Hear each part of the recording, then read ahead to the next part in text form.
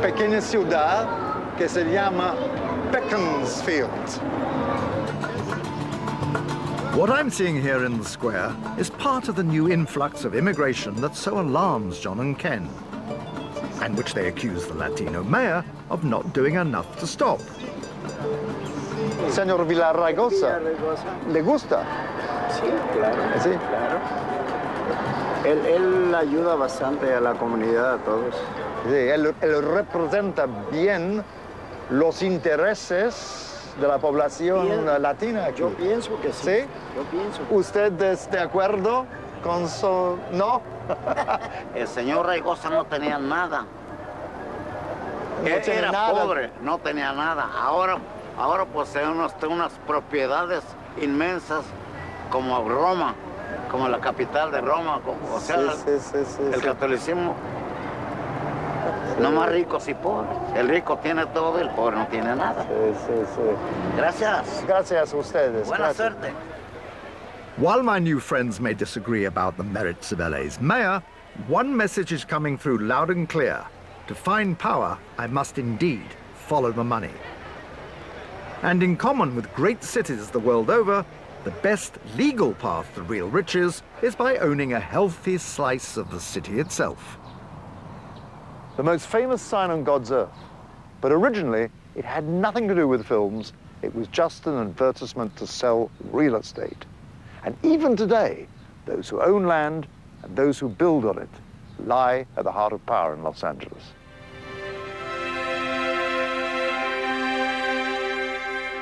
And yet one of the really strange things about Los Angeles is that for a generation or more, its center, downtown LA, was one of its least desirable neighborhoods.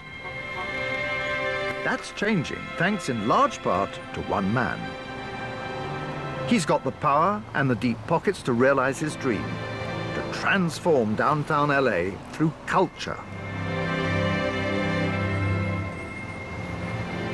He was a moving force behind perhaps the first great building of the 21st century, the Walt Disney Concert Hall, designed by Frank Gehry.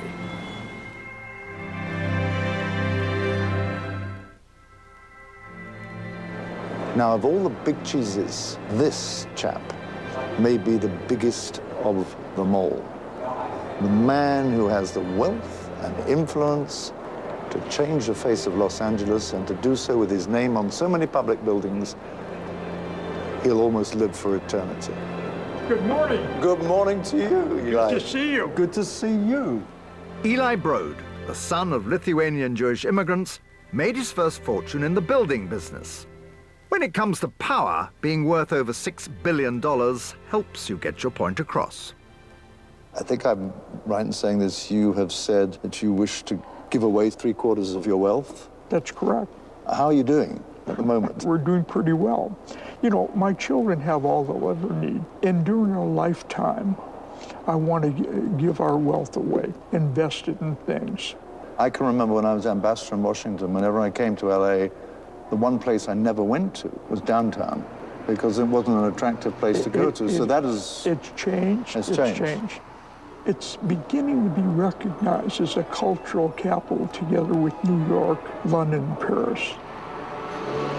Though nearly 80, Broad is, if anything, accelerating his cultural philanthropy, with planned new developments enriching a city which already has more museums per head than anywhere else in America and stages more theatrical productions than Broadway. The big one will be a museum to house his billion-dollar modern art collection, The Broad. It isn't hard to convince people if you're saying we're going to pay for the museum. We don't want any public funds. We're going to provide an endowment. But even then, people get concerned.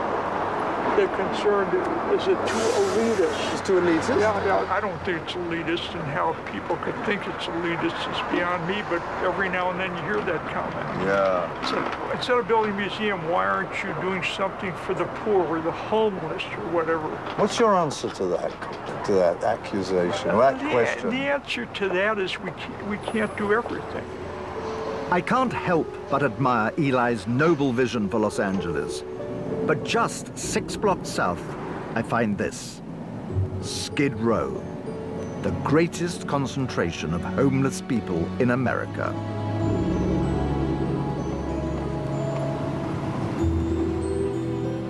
You can see why people object to Eli Broad's priorities in the way he distributes his money. Because I suppose it's a legitimate point of view to say, well, before you have high art and culture and music and paintings and all of that, you need to deal with this problem that we can see on the streets around us now. This fractured city cannot afford enough social housing, a network of poverty, not power. So many of these people are quite clearly mentally disturbed, talking to themselves. It's a terrible sight.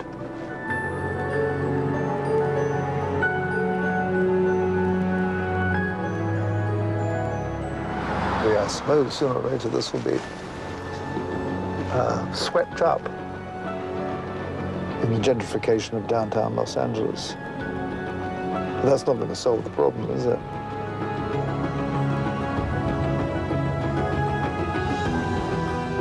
Tomorrow, I explore an even darker side to the city. But this time it's richer than Eli Broad, as famous as Hollywood, and growing in power day by day.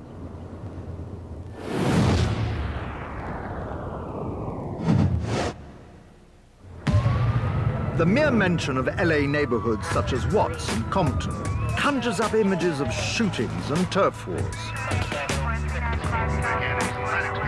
In fact, scenes like that are increasingly rare.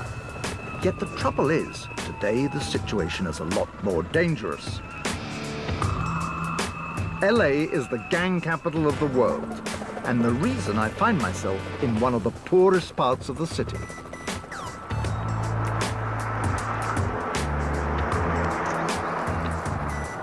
I'm in this car park, God knows where in Los Angeles, and I'm waiting to meet someone who used to be a leader of a gang. I've never met a gang leader before. It's a sort of slightly scary place, this. You must be Alfred. Yes, sir. How are you? How are you doing? Good to see you. Great pleasure to meet you. We do this and here. What do I do? Do that again? Do one of these. Yeah? One of these. These? And then you gotta go like that. And like that? There you go. And what does that mean if I do all that? That basically says we're good. We're good, we're friends already? Hey, Yeah. It's called pounding it. walk into the British Foreign Office and go like that to the Secretary of State. You're the only one that could pull that off. Who are you? Who am Alfred? I? Well, I'm a former gang member from one of the largest and most notorious gangs in South Central. Have you heard of South Central Los Angeles? Yes, I Very have. famous, Only from the movies, infamous sir. place. Only from the movies. Only from the movies. Alfred was involved in the city's infamous drug wars before being banged up for 7 years. Did anybody ever shoot you? I've been shot several times, yes, sir. Several times. You have, Yes. and have you got wounds? Yes, to I prove do. it? I got Where? one here. There's Can another we one. see this? Jesus Christ. See that there? You know, you look like you've been bitten by a shark. I feel like I'm in jail. When we're in jail, we all show. We always show off our bullet holes. Yeah. Look at this here. Despite having no war wounds myself to share with Alfred, we seem to have bonded. So if I'm going to understand Los Angeles and who's got the power here in the city, I've got to understand gangs then, is that right? They're powerful things. Yes, they are. They're very, very powerful.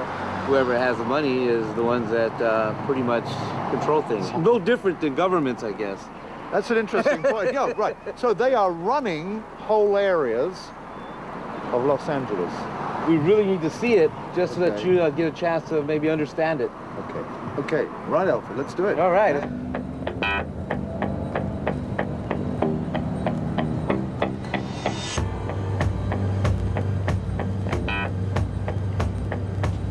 Well, this is the Pico Union area. Here still has one of the highest unemployment rates, one of the highest poverty rates, probably about 30 gangs in this little area. So what is the story of gangs today? Unfortunately, the gang issue is actually growing. There's 6 times as many gang members now than there was 10 years ago.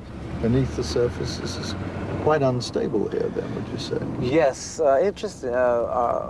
Los Angeles ghettos, of course, don't look nothing like southern ghettos or other areas that you see, but what we do have, unfortunately, is a lot of violence and a lot of gangs. Crime here, explains Alfred, is something of a paradox. Better policing from the once infamous LAPD has helped overall crime stats fall. But the gangs are now more sophisticated and operate with greater impunity.